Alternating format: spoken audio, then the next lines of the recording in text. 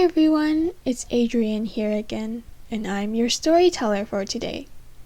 I'll be telling you about the next part of the Big God story.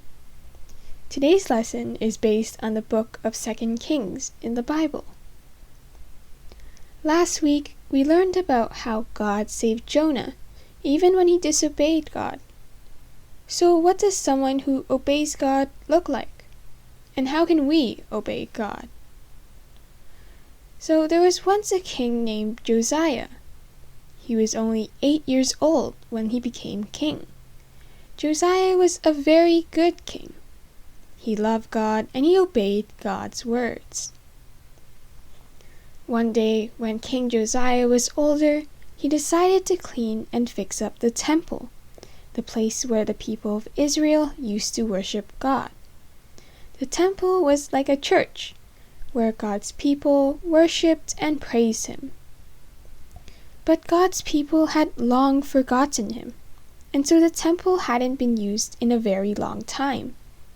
It got dirty and needed to be fixed up, so he paid some men to clean up the temple. After the work began, one of King Josiah's special helpers came to him with something important someone had found. It was a book. A very special book. This book was God's Word. Friends, do you know what we call the book that is God's words? You're right, it's the Bible. God's people had forgotten about God's Word for a very long time. That's so sad, don't you think? It had been so long since the people had read from the Bible that they didn't even know where or what it was.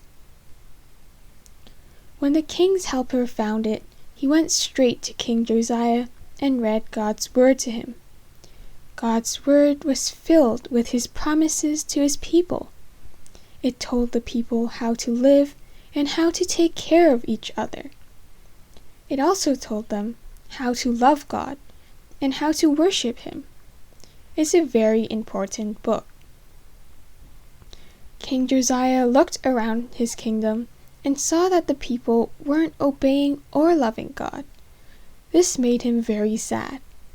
So he gathered the people together and read to them from God's word. He wanted them to know all about God. "Come and hear God's words," he said, and the people listened closely. When the king was finished reading, he promised God that he would follow him with all of his heart, and he was going to help the people obey God's words too. Both the people and King Josiah promised to obey God.